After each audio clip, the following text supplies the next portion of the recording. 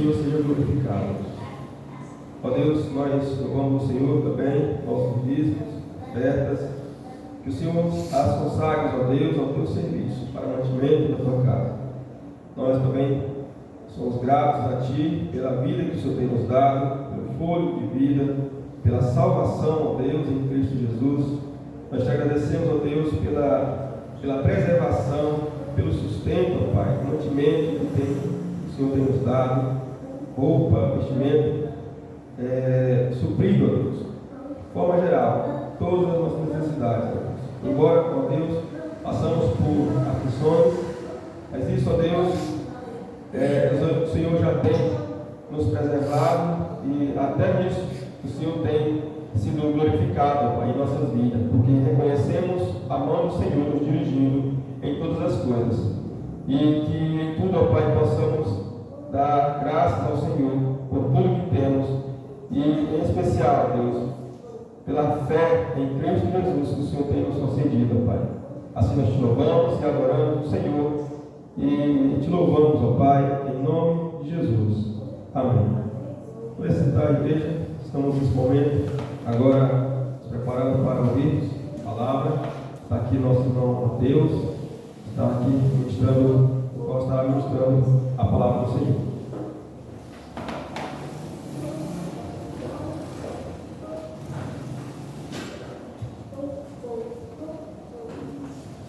Boa noite, meus irmãos. Abramos a palavra de Deus. Primeira carta de João.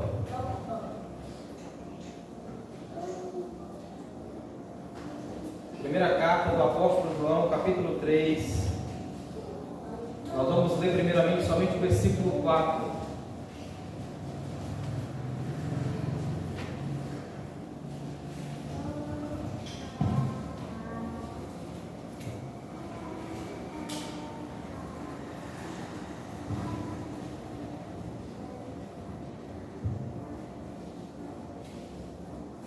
João, capítulo 3, somente o versículo 4, diz assim a palavra do Senhor: todo aquele que pratica o pecado também transgride a lei, porque o pecado é a transgressão da lei. Amém? Deixe sua Bíblia aberta, vamos mais uma vez ao Senhor em oração. Eterno Deus, Pai Celestial, Deus de graça, de verdade, Pai, nós nos prostramos ante o Senhor, louvamos o Senhor, ó Pai, por Tua graça, por Tua salvação em Cristo Jesus. Pai amado, queremos Te adorar também, ouvindo a Tua palavra, Senhor, meditando em Tua palavra. Ó Deus, que o Teu Espírito Santo incline o nosso coração, abra o nosso entendimento, para que possamos compreender a Tua palavra e recebê-la como ela é, Pai. Palavra do Senhor. Pai amado, que o Senhor venha me usar, apesar de mim, pecador, Senhor, cônscio da dependência do Senhor e do Teu Espírito Santo. Cônscio, Pai, que sem Ti nada podemos fazer. Fala conosco essa noite, Pai. É o que eu te peço, no bendito nome de Jesus. Amém. Amém. Irmãos, alguns meses atrás eu estive lendo o livro do A.W. Pink, intitulado Enriquecendo-se com a Bíblia. Não sei se os irmãos já leram esse livro, mas é um livro de extrema importância e de muita edificação para a nossa vida espiritual. Até recomendo para os irmãos que leiam este livro. O tema pelo qual eu quero falar nessa noite é a respeito de como o cristão pode se enriquecer através das Escrituras, analisando também esse estudo de A.W. Pink a respeito desse tema, de como nós podemos nos enriquecer com a palavra de Deus, entendendo que a forma pela qual Deus quer falar conosco, principalmente no tocante ao reconhecimento do pecado, de que forma nós podemos nos enriquecer com a Bíblia, com a palavra de Deus, entendendo o modo pela qual Ele revela na sua palavra, o modo pela qual nós somos convencidos pelo pecado, somos advertidos do pecado, somos exortados pelo Senhor a dar as costas para o pecado e se voltar para Ele. Nós sabemos que o papel do Espírito Santo, uma de sua obra na vida do homem, daquele que se converteu ao Senhor, quando Jesus fala a respeito da promessa do Espírito Santo que ele havia de vir, no capítulo 16 de João, Jesus disse que a promessa da vida do Espírito Santo era que quando ele viesse, convenceria o homem do pecado, da justiça e do juízo. Antes de entrarmos no tema, eu quero aqui discorrer também a respeito de alguns pontos de como nós podemos nos beneficiar no tocante a esse tema. No Brasil houve um tempo em que os cristãos eram conhecidos como o povo do livro da capa preta, né? Os crentes do livro da capa preta, ou aquele que carrega a Bíblia debaixo do braço, né? Muitos já foram denominados dessa forma. Embora esses apelidos fossem colocados de forma depreciativa por aqueles de fora da igreja, assim também como os cristãos, né? O próprio termo cristão que foi colocado nos apóstolos ali em Antioquia, foi colocado também de forma depreciativa, de zombaria. Assim também como na Inglaterra, os puritanos do século XVI também, que receberam esse termo, os puritanos, nós entendemos assim que, por mais que as pessoas coloquem esses termos depreciativos e de forma a zombar, a fazer com que os cristãos sejam envergonhados, nós vemos que o apelido e esses termos pela qual esses de fora usaram para com o povo de Deus, para com a igreja do Senhor, evidenciavam de fato os valores e as crenças que aquele povo tinha ou tem. Infelizmente, irmãos, nós não podemos dizer isso a respeito dos nossos dias, onde muitos têm sido conhecidos pelo escândalo, por tantas outras aberrações que são contrárias à palavra de Deus. Por mais que esses apelidos que foram dados ao povo de Deus, e para esses irmãos, de décadas presentes, de nós, de séculos atrás, nós sabemos que esses apelidos falam muito a respeito da ênfase deles, quanto à palavra de Deus, a ênfase quanto à sua crença no Deus Todo-Poderoso, soberano Criador dos céus e da terra, e de a salvação somente por meio de Cristo Jesus, pela aplicação do Espírito Santo. De alguma maneira, o motivo da chacota era também o que tornava os cristãos distintos do mundo em que eles viviam. Então, esses apelidos dados a eles faziam com que eles se tornassem distintos dos de fora da igreja, daqueles que viam a convivência, a vivência daqueles irmãos, daquele que eram chamados pelo Senhor para viver para a sua glória. É uma pena que em nossos dias tal distinção não seja tão evidente. Mas enfim, se há algo que pode ser dito sobre o verdadeiro crente, sobre o verdadeiro cristão, é que este ama a Bíblia, é que este ama a palavra de Deus, o livro dos livros, ou o santo livro, como diziam os puritanos do século XVI. A Bíblia, ela tem o poder, ou o peso da autoridade da palavra divina. Este é o argumento do apóstolo Paulo a Timóteo, falando a respeito da Escritura, na sua segunda carta.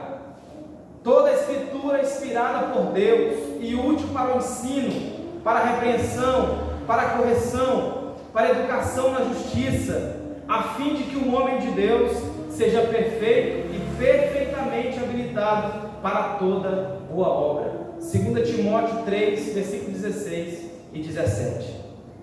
Nós devemos entender, irmãos, que as Sagradas Escrituras, esse santo livro, elas não nos foram dadas somente para satisfazer a nossa curiosidade intelectual, ou as nossas especulações carnais, as nossas dúvidas, que há às vezes na palavra, e sim para capacitar-nos para toda boa obra, mediante o ensino, mediante a reprovação e a correção.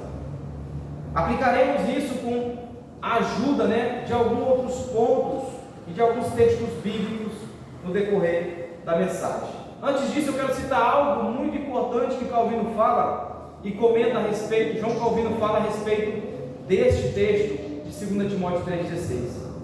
Ele diz assim: para asseverar a autoridade da palavra, Paulo ensina que ela é inspirada por Deus. Porque se esse é o caso, então, não há qualquer dúvida que os homens devem recebê-la com reverência, com total reverência. Eis aqui o princípio que distingue nossa religião de todas as demais religiões. Ou seja, nós sabemos que Deus nos falou e estamos plenamente convencidos de que os profetas não falaram de si mesmos ou de si próprios, mas que como órgãos do Espírito Santo pronunciaram somente aquilo para qual foram do céu comissionados a declarar. Todos quantos querem beneficiar-se das Escrituras devem antes aceitar isto como um princípio estabelecido, a saber, que a lei e os profetas não são ensinos passados adiante ao bel prazer dos homens, ou produzidos por mentes humanas como sua fonte, senão que foram ditadas pelo Espírito Santo. Irmãos, nós devemos entender que esse livro que temos em nossas mãos, esses 66 livros, eles foram ditados pelo Espírito Santo do Senhor. Não foi que os profetas, pelo seu próprio raciocínio ou pelas suas próprias ideias, subiu ao seu coração e na sua mente surgiu uma mente e eles escreveram esse livro. Não, de forma alguma. O próprio Deus, o próprio Espírito Santo ditou a esses homens cada palavra, cada texto, cada linha contida neste livro. Por isso que nós, o povo de Deus, devemos receber a palavra de Deus como ela é, inspirada por Deus. Não é somente uma filosofia a mais, não é somente uma ideia abstrata ou algo, ou qualquer outra ideia do momento, não. A palavra de Deus é eterna, a palavra de Deus ela é inspirada por Deus, ela é divina, ela é a palavra que faz com que o homem seja convertido pelo poder dessa autoridade, do divino que há nela. A W. Pink diz assim, que as Escrituras Sagradas não nos foram dadas para satisfazer a nossa curiosidade, como eu falei agora, intelectual ou nossas especulações carnais, e sim para capacitar-nos para toda boa obra, mediante o ensino, a reprovação e a correção. Então nós precisamos primeiramente entender que essa palavra que temos em mão, ela tem toda a autoridade, e que tudo aquilo que nós precisamos saber no tocante à nossa salvação, no tocante ao plano de Deus a respeito da salvação, no tocante à nossa convivência cristã, está escrito neste livro. Que está escrito tudo tocante, desde o princípio ao fim, porque Ele, o Deus Todo-Poderoso, que fez este livro e que o citou, Ele é o princípio e Ele é o fim. De eternidade a eternidade, Ele é Deus. Então, como que uma pessoa se beneficia espiritualmente com essa palavra? No tocante ao pecado, o crente, o cristão, em primeiro lugar, uma pessoa se beneficia espiritualmente quando a palavra de Deus o convence do pecado. Nós sabemos que a primeira obra do Espírito Santo no coração de um pecador é fazer com que ele entenda a sua condição diante de Deus, reconheça a sua total depravação diante do Senhor. Quando ele é confrontado, quando é colocado diante do Evangelho, a primeira coisa que acontece com essa pessoa é que ela é convencida do seu pecado, do seu próprio pecado. Este é o primeiro propósito das Escrituras: revelar a nossa depravação, desmascarar a nossa vileza, tornar conhecida a nossa iniquidade. A Escritura é como que um espelho colocado diante de nós, onde podemos ver todas as nossas imperfeições, a maldade do nosso coração, a vileza que habita no mais íntimo do nosso coração. Você pode ver que a vida de um homem, a vida moral de um homem, pode ser irrepreensível à vista de muitos. Seu trato com os semelhantes pode ser sem falta, mas quando o Espírito aplica a palavra ao coração e à sua consciência, para que perceba a sua realidade, ele exclama como Isaías, no capítulo 6: ai de mim, estou perdido. Como diz Isaías quando vê o deslumbre da glória de Deus no capítulo 6, quando ele vê o Cristo no seu trono, Ele diz: ai de mim, pois sou pecador, pois sou homem de lábios impuros e habito no meio de um povo de impuros lábios. Nós sabemos, como Jesus disse, que os sãos não precisam de médicos, e sim os doentes. Contudo, somente quando o Espírito aplica a palavra com o poder de Deus, a pessoa é levada a sentir-se enferma até a morte. Quando você está plenamente convencido do seu pecado, quando você é habitado, quando você tem aquela habitação do Espírito Santo de Deus, você sente o peso, você sente a enfermidade do pecado no seu coração. Aquele que foi alcançado pelo Senhor e que é habitado pelo Espírito Santo, que vivia nas trevas, ele reconhece isso na prática, de que quando Deus o convence do seu pecado, ele se sente enfermo até a morte. Ele exclama como Isaías: ai de mim, estou perdido. Então, primeiramente, uma pessoa se beneficia das Escrituras quando a palavra o convence do pecado. E, em segundo lugar, uma pessoa também se beneficia espiritualmente quando a palavra o faz entristecer-se por causa do pecado. Quando o Espírito Santo, irmãos, aplica a palavra de Deus verdadeiramente no coração do pecador, ele passa a sentir essas coisas, a ter essa consciência da vileza do seu coração. E o outro fruto que uma pessoa, ao ler a palavra, ao ouvir a palavra, ao estudar a palavra, o outro efeito, o outro fruto é fazer com que essa pessoa fique triste, ou ela se entristece por causa do seu pecado. Quando nos alimentamos realmente da palavra, o Espírito Santo a torna amarga para nós, antes de torná-la doce ao nosso paladar. Nós temos a ordem em Apocalipse no capítulo 10, versículo 9, olha só o que está escrito: fui, pois, ao anjo dizendo-lhe que me desse o livrinho. Ele então me falou: toma e devora, certamente ele será amargo ao teu estômago, mas na sua boca doce como o mel.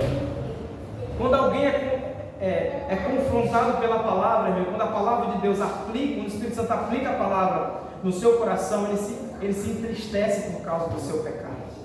Ele se entristece. Nós não cremos no perfeccionismo de que alguém, após a conversão, após receber a salvação em Cristo Jesus, ele pode viver uma vida perfeita. Nós não cremos nisso, de que a presença do pecado ainda é real em nós. Ela ainda é real em cada um de nós. Interessante também que nós podemos notar que esses pontos, elas são marcas que definem de fato se realmente nós somos habitados pelo Espírito Santo de Deus. Se de fato realmente o Espírito Santo do Senhor habita no nosso coração, se Ele santificou o nosso coração verdadeiramente. Isso aqui também são evidências de alguém que é habitado pelo Espírito. Ele é convencido do pecado, ele se entristece pelo pecado. Esse aqui é o ponto de alguém que realmente é eleito pelo Senhor. Ele não peca deliberadamente, mas quando ele peca, ele se entristece pelo seu pecado, pelo seu próprio pecado. Mas o benefício, irmãos, e diferentemente daquele que não tem o Espírito Santo de Deus, uma pessoa, em terceiro lugar, uma pessoa quando ela se torna beneficiada pela palavra, pelo Espírito Santo, a palavra também a conduz à confissão de pecado. Eis aí também uma marca daquele que realmente foi eleito pelo Senhor, que foi chamado verdadeiramente pelo Senhor. É quando ele confessa o seu pecado. Nós sabemos que em Provérbios, no versículo 28, no capítulo 28, versículo 13, diz: o que encobre as suas transgressões jamais prosperará, mas o que as confessa e deixa alcançará misericórdia. Não somente confessa, mas as deixa ele alcançará misericórdia. Não há paz real para a consciência, nem descanso para o coração, enquanto escondemos a carga do pecado não confessado. Então há um peso na vida daquele que não confessa detalhadamente os seus pecados. Não há paz na consciência, não há paz. Então nós nos beneficiamos também da Escritura, da palavra, quando ela nos conduz à confissão de pecado. E essa confissão verdadeira do pecado também é uma evidência de que você é habitado pelo Espírito Santo de Deus, de que Deus está fazendo a boa obra no seu coração. O alívio é nos otorgado somente quando confessamos o nosso pecado detalhadamente, né? Muitas das vezes nós, quando vamos fazer confissão de pecado diante do Senhor, nós fazemos o kit, né, de pecado, o pacote completo, e falamos: Senhor, perdoa-nos por esses pecados. Não, o Senhor quer que nós o confessamos detalhadamente diante dele. Senhor, me perdoa pela minha língua. Senhor, me perdoa por esses pensamentos malignos, viciosos. Senhor, perdoa pelos meus olhos que viu coisas que não agradam ao Senhor. Santifica, Senhor, a minha mente com a tua palavra. Santifica, Senhor, meus braços, minhas pernas, para que eu possa caminhar no caminho da luz. Minhas mãos, para que eu possa trabalhar de forma que o Senhor seja glorificado. Tudo, irmãos, Deus quer que nós colocamos diante dele os nossos pecados detalhadamente. Essa é a confissão verdadeira de um cristão realmente habitado pelo Espírito Santo de Deus. Ele reconhece o seu pecado, ele faz a confissão do seu pecado e ele abandona o seu pecado. Olha o que diz o Salmo 32, versículo 5: confessei-te o meu pecado e a minha iniquidade não mais ocultei. Disse: confessarei ao Senhor as minhas transgressões, e tu perdoaste a iniquidade do meu pecado. Irmãos, o que confessa, ele alcança a misericórdia. O que confessa, ele alcança o perdão de Deus, porque Deus é misericordioso para nos perdoar de todo o pecado.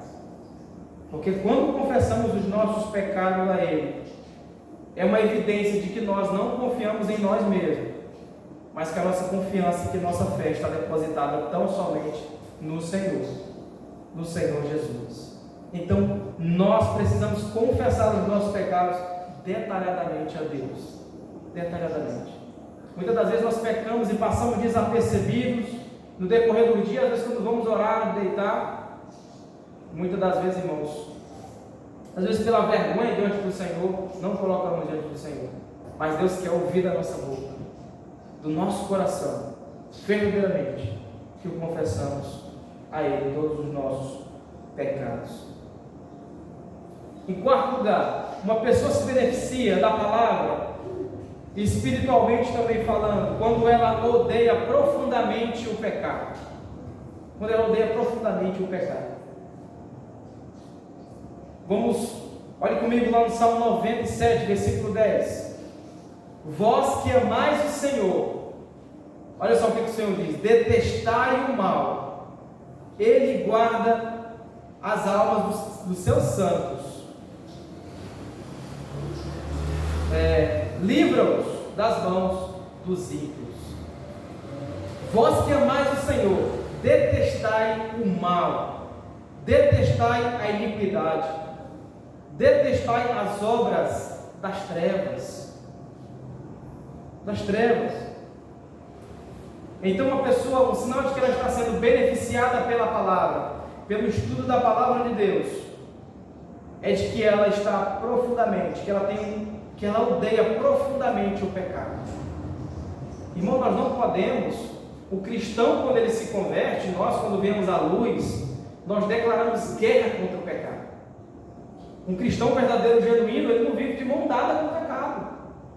Por mais que ele habite em nós e que nós estejamos na sua presença, é uma luta contínua contra o pecado. Contínua. E não foi dado ordens de paz para com o pecado, mas de guerra. Nós percebemos, irmãos, que a nossa nossa luta é contra nós mesmos. A pessoa que você deve vencer todos os dias é aquela que você olha no espelho todos os dias pela manhã. Ou não sei com que horário que você se olha no espelho. Essa é a pessoa. Esse que você vê no espelho é o seu pior inimigo. É o seu pior inimigo. Você mesmo. Eu mesmo. Nós devemos tratar, às vezes nós somos propensos e muito hábeis a tratar com o pecado dos outros, do irmão.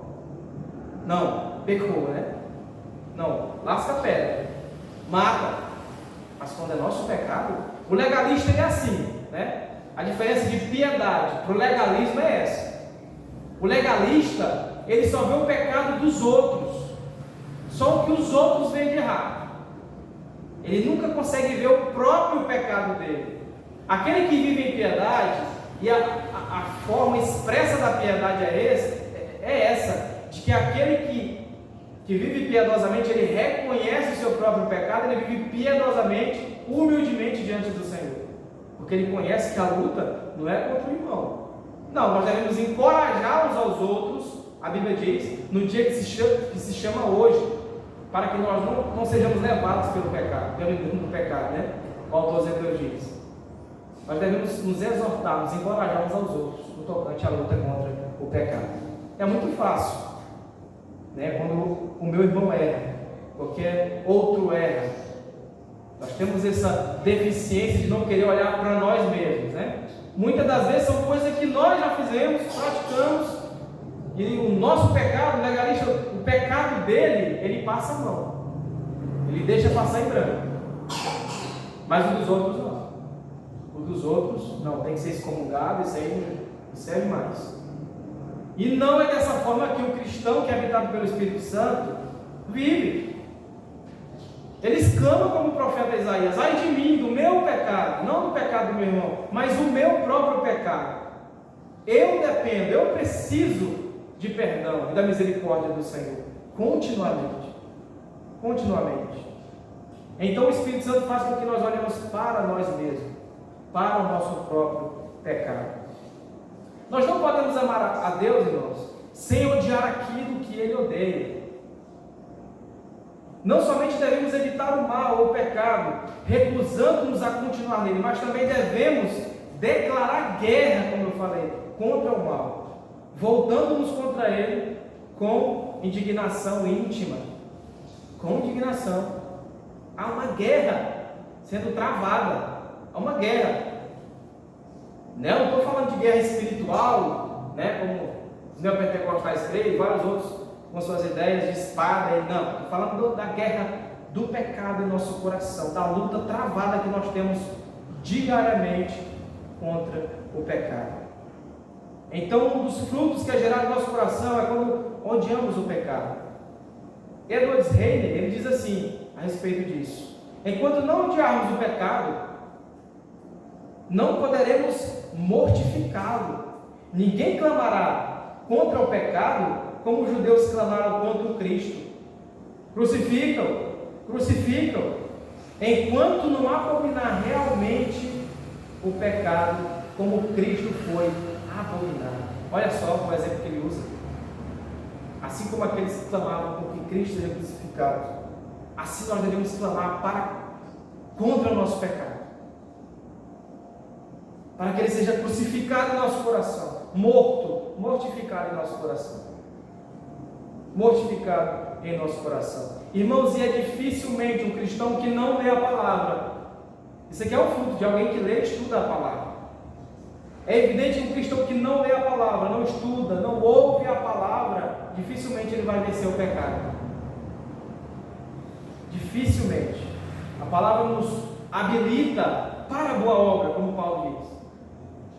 A palavra nos habilita para toda boa obra. O quinto ponto é: uma pessoa se beneficia espiritualmente quando a palavra a leva a abandonar o pecado, a abandonar o seu próprio pecado. Paulo diz a Timóteo na sua segunda carta, no capítulo 2, 19: aparta-se da injustiça todo aquele que professa o nome do Senhor.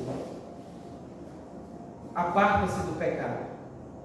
Esta é uma regra muito importante, né, por meio da qual nós devemos perguntar frequentemente: a leitura e o estudo da palavra de Deus estão produzindo pureza em minha conduta, nós devemos perguntar isso para nós mesmos. Estou ouvindo a palavra? Estou lendo a palavra? Né? Será se realmente está produzindo pureza em minha conduta, no meu coração, no meu íntimo? Nós devemos perguntar isso a nós mesmos. Sim, não basta somente ler a palavra, crer nela, é importante sim, mas não basta somente crer nela ou memorizá-la e citá-la. É preciso haver uma aplicação pessoal da palavra de Deus no nosso caminho, no nosso próprio coração. Não basta somente sermos estudantes ácidos da palavra, ouvintes da palavra, mas devemos aplicar essa palavra ao nosso coração. Devemos aplicar ao nosso coração. Então, a palavra de Deus faz com que o crente abandone o pecado por meio da instrução divina do Senhor. E o sexto ponto fala que aqui já é a parte onde a palavra de Deus nos fortalece espiritualmente, onde a palavra fortalece o cristão contra o pecado. É aquilo que eu falei. O crer é importante, o ler é importante, o estudar, o ouvir e o aplicar a palavra é de suma importância para a nossa vida. Um passarinho voa com asa só, assim também a palavra de Deus. Ela deve ser ouvida, escutada, pregada, mas deve também ser praticada e aplicada. Não nos outros, mas em nós mesmos. Devemos aplicá-la ao nosso coração. O salmista diz: guarda no coração as tuas palavras, para não pecar contra ti. É o Salmo 119, versículo 11. O que precisamos, e especificamente os mandamentos, as advertências, as exortações da Bíblia, da palavra de Deus, para que nos seja como um tesouro particular para nós. Sabe quando a palavra de Deus chama a nossa atenção? Eu acho interessante que Paul Washer, na sua pregação, aquela pregação chocante, ele compara a convenção, né? Como que é a convenção, como que alguém quando é confrontado pela palavra de Deus e quando ele é transformado, né? A transformação que a palavra de Deus faz no nosso coração. E ele compara ela com um acidente, né? De um caminhão, pegando um caminhão cheio de mercadoria, colidindo com você, deixando você esmiuçado, estraçalhado. Esse é o poder da palavra para conosco, irmãos. Ela deve nos estraçalhar e fazer de nós uma nova criatura, e fazer de nós uma nova pessoa em Cristo Jesus. Então, meu irmão, não torça o ouvido quando o mandamento for citado, quando as advertências da palavra vier a ti, quando as exortações da palavra vier a você. Não, mas guarde isso no seu coração como um tesouro particular, para que você não seja enganado pelo pecado, para que você não seja engordado pelo pecado. Guarde no seu coração como um tesouro. Paulo diz aos Colossenses: habite ricamente em vós a palavra de Cristo. Habite ricamente em vós. No capítulo 3 de Colossenses, versículo 16, a parte A. A palavra de Deus, irmãos, ela deve habitar no nosso coração ricamente, de forma, irmãos, que quando Satanás, o nosso inimigo, contra o nosso próprio pecado, vier nos acusar, nós estamos com o coração preenchido pela palavra. Nós estaremos com o coração enriquecido pela palavra do Senhor. E nem Satanás, nem o inimigo, nem nada desse mundo poderá chamar a nossa atenção, poderá ser mais deslumbrante do que a riqueza que já nos foi dada, que é Cristo Jesus, o nosso Senhor. Seria um exemplo claro de José na prática, né, quando ele foge do pecado. E a palavra de Deus o fortaleceu. Quando José foi tentado pela esposa de Potifar, ele respondeu: como, pois, cometeria eu tamanha maldade e pecaria contra Deus? Ele, fugiu. José não sentou, não conversou, ele fugiu, ele correu. Nós devemos correr, fugir do pecado. Fugir. Porque José, ele tinha a palavra de Deus no seu coração. A palavra de Deus estava no coração de José. No nosso coração também, irmãos. Aquele que é habitado pelo Espírito Santo, ele é fortalecido, ele consegue vencer o pecado com a ajuda de Deus, da sua palavra. Ele é fortalecido pelo Senhor para vencer o pecado. Para vencer o pecado. O sétimo ponto é que uma pessoa se beneficia espiritualmente quando a palavra leva a fazer aquilo que é contrário ao pecado. Aquilo que é contrário ao que o pecado quer, né? O versículo que eu li. O pecado é a transgressão da lei. Sabe, irmãos, o pecado é a praga das pragas. Tem um livro do Ralph Vaughan, do século XVI, onde aconteceu a peste negra, né? Onde houve a morte de muitas pessoas ali na Inglaterra, em Londres. Esses irmãos se lembram?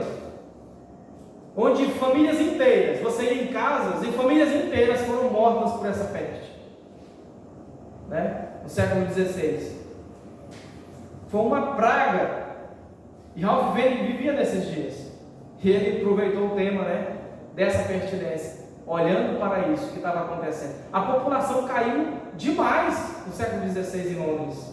Morreu quase um terço da população naquele tempo, por causa dessa peste. E Ralph Vaughan, meditando na palavra de Deus, ele diz: mas existe a praga das pragas, o pecado. Essa peste ele chega bem perto do pecado. A praga das pragas é o pecado, que nos mata, irmãos, que mata o homem, que o condena, que faz com que ele seja condenado eternamente. E o pecado é esse, é a transgressão da lei de Deus. O pecado ele é um desdenhar da misericórdia de Deus, é um zombar da sua graça, do seu amor. Então o pecado é tudo aquilo que contradiz e que vai contra aquilo que Deus diz em sua palavra. Deus diz: faça isso, mas o pecado replica: não quero. Deus diz: não faça isso, e o pecado responde: farei. Esse é o pecado do nosso coração. Essa é a realidade do homem diante de Deus, de todo homem. Essa é a realidade.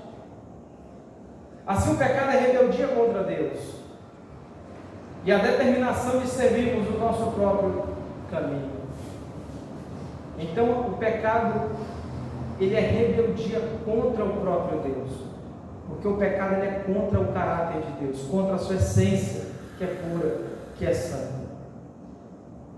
Portanto, fazer o contrário do pecado é andar na vereda da obediência. Então, o último fruto que a palavra de Deus gera no coração do cristão, irmãos, daquele que ama a Deus e a sua palavra e que é habitado pelo Espírito Santo de Deus, é que ele faz, que a palavra de Deus leva ele a fazer aquilo que é contrário ao pecado. Ele prefere pagar o preço e obedecer ao Senhor do que pecar. Ele faz como José, ele foge. Ele não dá a mão, o pezinho para o pecado. Então ele faz o máximo, eu vou fazer o máximo para não desagradar ao meu Senhor. É fácil? Não. Por isso que é chamado de guerra. É um combate. É um combate. Mas nós devemos bater continência para o capitão da nossa salvação. Você vê que a vida cristã é sempre comparada a soldado, a guerra, a escudo. Essa é a nossa luta, irmão, diária. Essa é a nossa luta. Por isso que Paulo exorta os irmãos aos Efésios, em Efésios 6:10, que nós devemos nos revestir de toda a armadura de Deus, toda, né? Para que possamos lutar contra as astúcias do diabo, de Satanás. Nós devemos estar, irmãos, habilitado pela palavra de Deus. E só aquele que medita, que guarda a palavra no coração, é revestido dessa armadura. Você sabe o que é o resumo da armadura? A armadura basicamente é os atributos de Cristo que são aplicados em nós por meio da fé. As armaduras é aquilo que nos foi dado quando cremos em Deus e entendemos que Cristo é suficiente para a nossa salvação. Por isso que conseguimos vencer o inimigo, porque nós já fomos comprados pelo sangue de Cristo, pelo sangue do nosso Senhor. Então, irmãos, com tudo isso que eu falei, com esses 7 pontos, surge uma pergunta: os meus pensamentos, eles são formados, o meu coração, ele é controlado, e a minha conduta e as minhas obras são reguladas pela palavra de Deus? Eis o que o Senhor exige: tornai-vos, pois, praticantes da palavra, e não somente ouvintes, enganando-vos a vós mesmos, como Tiago diz na sua carta, no capítulo 1, versículo 22. Tornai-vos, pois, praticantes da palavra. Será se a minha mente, o meu coração, do que está cheio o meu coração? É da palavra de Deus? Será se eu passo somente a semana inteira no celular, em tanta coisa, e me distraio, me encho de entretenimento, de tanta coisa, e não dou lugar para a palavra do Senhor? Não paro para meditar na palavra de Deus, para aplicar os pormenores? Que o cristão fiel é assim, ele quer praticar os pormenores da palavra de Deus em si mesmo, no seu próprio coração. Devemos parar, irmãos, de ser chamados para essa realidade, e perguntar a mim mesmo, a nós mesmos: estou sendo praticante da palavra? Será se realmente os meus pensamentos, o meu coração, a minha conduta e as minhas obras, elas são reguladas e produzidas pelaquilo que a palavra de Deus produziu em meu coração? Eu quero terminar aqui, irmãos, com algumas citações do John Flavel, ele falando também a respeito das Escrituras e o modo pela qual nós podemos nos enriquecer com essa palavra maravilhosa do Senhor. Enriquecendo-nos das Escrituras, nós nos enriquecemos dela quando examinamos, amamos, vivemos e oramos a respeito das Escrituras Sagradas. Me diz como é que alguém vai amar, viver, examinar, orar a Escritura, falar da Escritura, sem ler a Escritura, sem conhecer a palavra? É impossível. É impossível, irmãos. A Bíblia não vai ser colocada dentro da tua mente assim, botar a cabeça em cima ou fazer como alguns budistas, né? Abrir o livro e ficar botando na cabeça, ver se vai. Se nós não sentarmos e lermos a palavra de Deus, nunca vamos amá-la, vivermos, orar ela, pregar ela, entender ela, se não debruçarmos nesse livro. A Bíblia, ela é a bússola que nos orienta através das tempestades da vida, das ondas que enfrentamos nessa vida, nesse mundo tenebroso. Se não conhecermos a palavra de Deus, facilmente seremos levados pelas tempestades e pelas ondas desse mundo mau.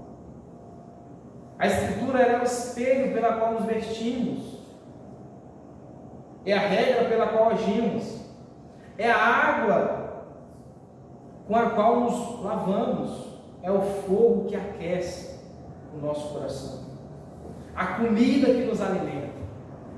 A palavra é a espada que lutamos, ela é a herança que nos enriquece. E ele finaliza com uma frase que as Escrituras nos mostram: a melhor maneira de vivermos, a mais nobre maneira de sofrermos e a mais vantajosa maneira de morrermos. Na Escritura, na palavra de Deus. Na palavra de Deus. Por que precisamos nos debruçar na palavra? Porque aqui está contida a mente de Deus.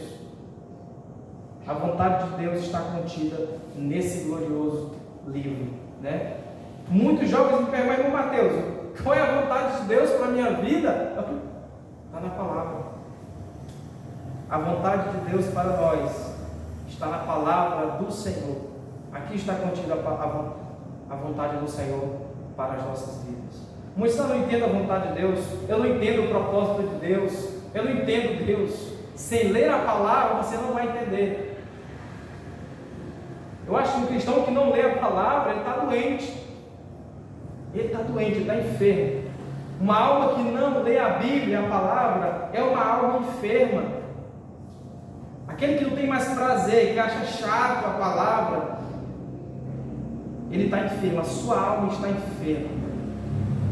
Lembremos, irmãos, e oremos ao Senhor, sabendo que Ele nos fortalece, de que dele vem o nosso socorro, e que só vamos vencer essa guerra contra o pecado com a força que vem do Senhor, do seu Espírito. Então tenha a plena certeza de que se você crê no Senhor, de que você se arrependeu dos seus pecados, você é habitado pelo Espírito Santo, e Ele é poderoso para terminar essa boa obra no seu coração, no meu coração, em nosso coração, até o dia de Cristo Jesus. Então continue se debruçando na palavra de Deus. Se debruce, não somente para tirar suas dúvidas, não. Leia a palavra de Deus como um passeio belo. Leia a palavra de Deus no momento silencioso, em casa. Procure um momento para meditar nesse livro, não para tirar suas dúvidas, ou somente para impor dúvidas, não, mas para se edificar. Leia. Cada verso se aplique a si mesmo, né? Jonathan Nero dizia: leia a Bíblia contra você mesmo. É a melhor maneira de crescermos, irmãos, diante do Senhor, é lendo a palavra de Deus contra nós mesmos. E aí sim nós vamos vencer o pecado, e aí sim nós seremos fortalecidos pelo Senhor, e iremos usar as armas corretas no dia da tempestade, da aflição, do sofrimento. Amém? Amém. Vamos ao nosso Deus em oração.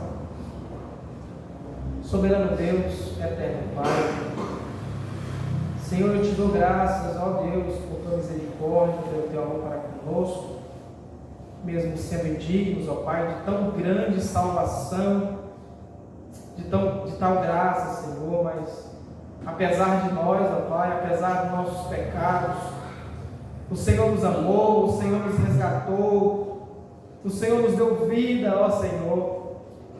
Pai, desperta-nos nessa noite, a dar-nos mais tempo, ó Deus, para lermos a Tua Palavra, que Teu Espírito Santo nos incomode a ler a Tua Palavra, ó Senhor. Sem Ti nada podemos fazer. Auxilia-nos, ó Pai, e aplique a Tua Palavra em nosso coração, Deus. Eu te peço, em nome de Jesus, eu te agradeço. Amém.